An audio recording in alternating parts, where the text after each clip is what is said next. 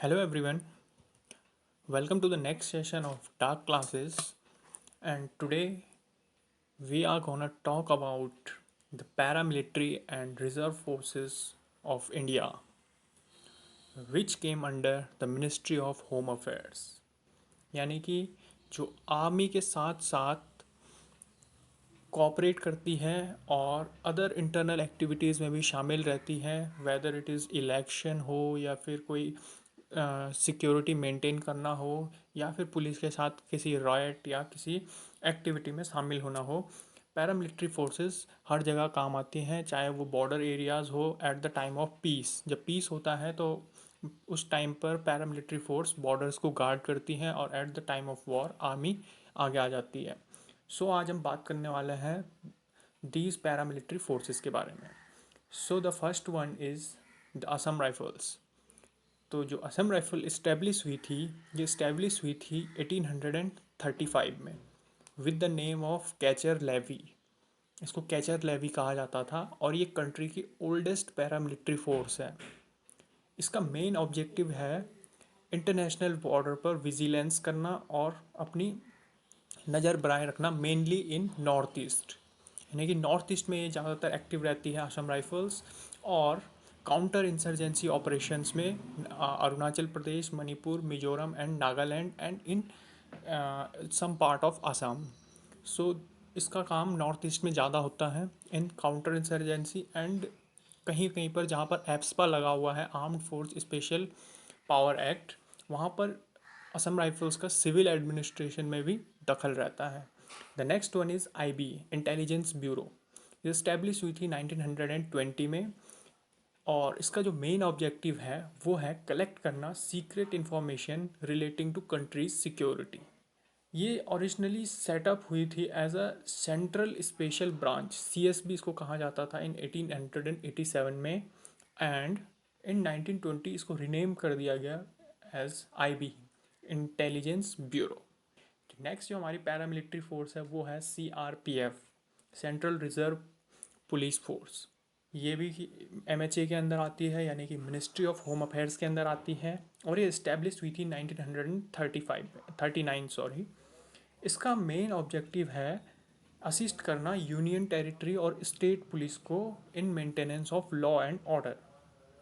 यानी कि state police और यूनियन टेरिटरी पुलिस को ये लॉ एंड ऑर्डर को मेंटेन करने में हेल्प करती है। साथ ही साथ अब सीआरपीएफ का जो एक्सपेंड हो रहा है वर्किंग एरिया बॉर्डर एरियाज़ पर भी एंड जे में JNK पुलिस के साथ भी लॉ एंड ऑर्डर मेंटेन करने में काफ़ी हेल्प करती है CRP. The next is national cadet corps, NCC जिसको कहा जाता है मेनली। ये स्टेब्लिश हुई थी 1948 में। It's main objective is to stimulate interest among the youth in defence of the country.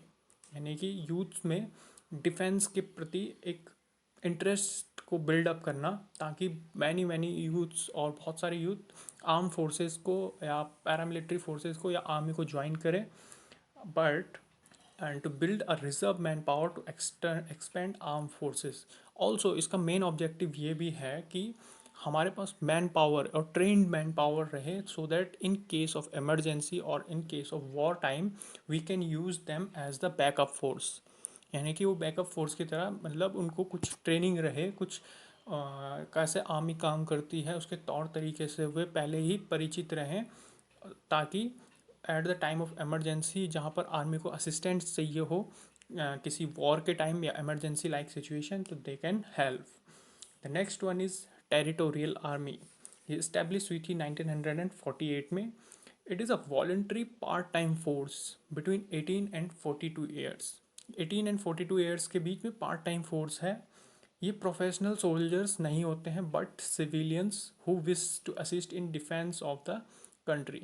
यानी कि जो फेमस पर्सनैलिटीज़ होते हैं वो ज्वाइन करते हैं टेरिटोरियल आर्मी को, और जो इंडियन आर्मी की लाइफ को अंदर से देखना चाहते हैं, दे joins the territorial army for a part-time force, not a professional, but to see the army life and experience the uh, army army life and army culture and army training and everything. जैसे कि आप जानते ही हैं, MS Dhoni, Mahendra Singh Dhoni भी territorial army में lieutenant colonel हैं। The next one is ITBP, Indo Tibetan border police. ये establish हुई थी 1962 में, आफ्टर चाइनीज़ अटैक। जब चाइना ने हम पे अटैक किया था तो उसके बाद ये इस्टेब्लिश हुई, इसकी ज़रूरत पड़ी। ये नॉर्थन बॉर्डर में हमारे ज़्यादातर रहती है, जहाँ पर चाइना से हमारी सीमाएं लगती हैं। इन लद्दाख, इन उत्तराखंड, इन हिमाचल प्रदेश एट्सेट्रा जगहों पर ये डिप्लॉय होती है फॉर मॉनिटरिंग द बॉर्डर्स और also stop smuggling and illegal immigration. Smuggling और इलीगल इमिग्रेशन को भी रोकने का काम इसका है। The next one is home guard. Home guard establish हुई थी 1962 में, सो दैट ये असिस्ट कर सके में पुलिस को in maintaining security, to help defence forces को भी हेल्प करती है, and to help local authorities in case of any eventuality. देखा होगा आपने, होम गार्ड्स काफ़ी तौर पर कहीं पर सिक्योरिटी मेंटेन करनी हो, जहाँ पर हल्की फुल्की सिक्योरिटी मेंटेन करनी हो, तो वहाँ पर पुलिस को असिस्ट करते हैं होम गार्ड्स। तो ये 1962 में इस्टेब्लिश हुए थे और ये भी एक पैरामिलिट्री और रिजर्व फोर्सेस के अंदर ही आते हैं। तो ये था हमारा part 1 of paramilitary and reserve forces. And second part में हम जानेंगे कुछ और पैरामिलिट्री और रिजर्व फोर्सेस के बारे में, like CBI, BSF, CISF etcetera. So if you like the video, like it, subscribe it and share it. Thank you.